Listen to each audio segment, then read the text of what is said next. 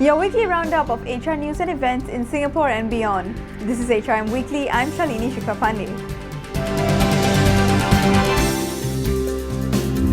Singapore's Central Provident Fund system will be reviewed.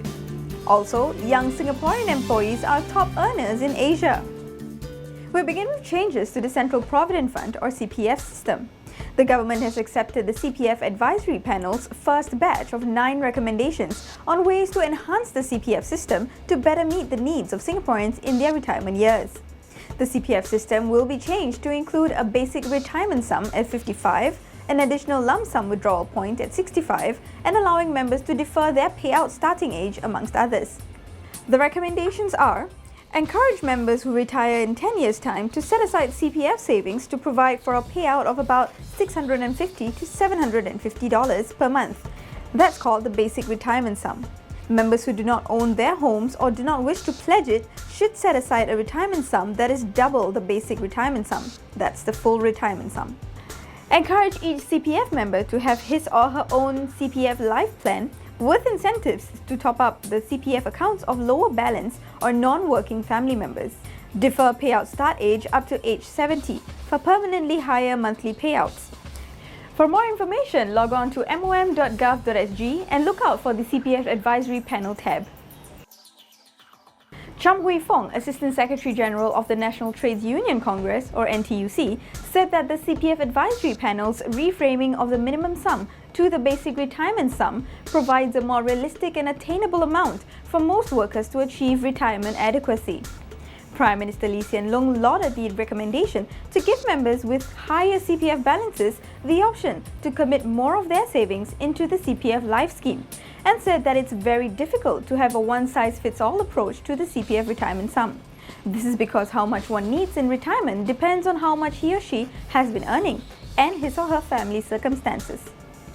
The panel is working on the second batch of recommendations, which will be submitted later this year. Young Singaporean employees are top earners in Asia.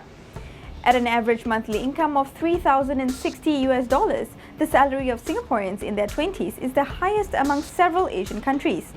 According to a 10-country survey of young people in Asia by Japan's Nikkei, the salary of Singaporeans in their 20s is the highest among several Asian countries. South Korea and Japan come in second and third respectively, where young employees receive a monthly salary of about $2,127 and $1,874. China ranked fourth with $1,355 per month. Vietnamese entry-level employees earn the least in comparison, with just $340. In terms of a sense of affluence over the past year, however, young professionals in Indonesia, who make $593 monthly, ranked at the top, followed by China, Indonesia, and Vietnam, with over 74% of the subjects saying they feel financially well off in the past 12 months. On the contrary, in higher-paid Japan and South Korea, junior workers who have similar perceptions account for only 25% and 28% respectively. American oil giant ExxonMobil has included LGBT employees in its non-discrimination policy. The company had previously rejected the adoption of LGBT-friendly policies for over 2 decades. In 2012, it claimed that it did not need to adopt a formal policy against LGBT discrimination, as it followed a zero-tolerance policy for harassment and discrimination.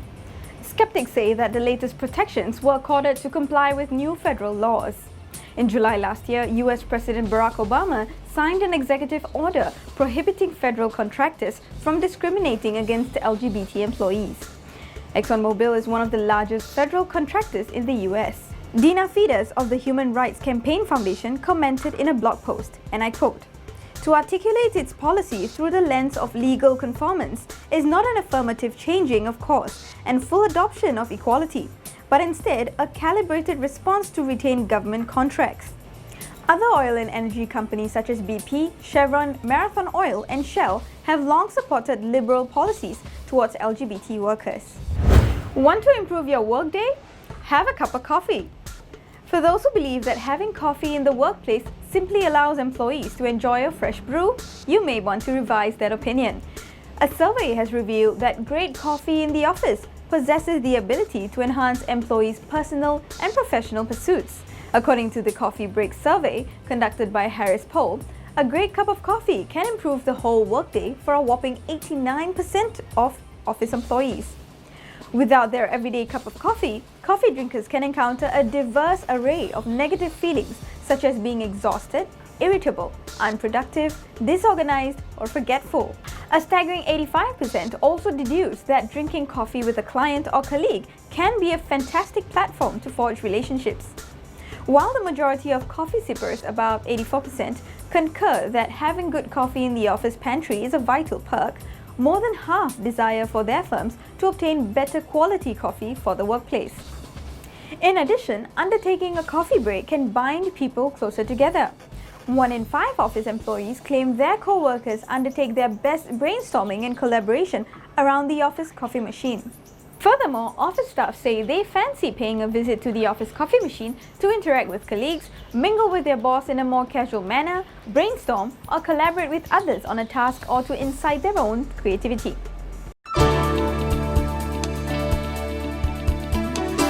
For this week's HR Bulletin, Engagement for Peak Performance 2015 is a special format congress designed to fulfill your organization's vision of employee engagement while strategically achieving business results. Join us and experts across industries as we explore new case studies, question traditional methods of engaging the workforce, and discuss today's pressing engagement challenges. Happening on 26th of March at the Novotel Singapore Clarke Quay. To register, email us at info@hrmasia.com.sg or call us at 6423-4631.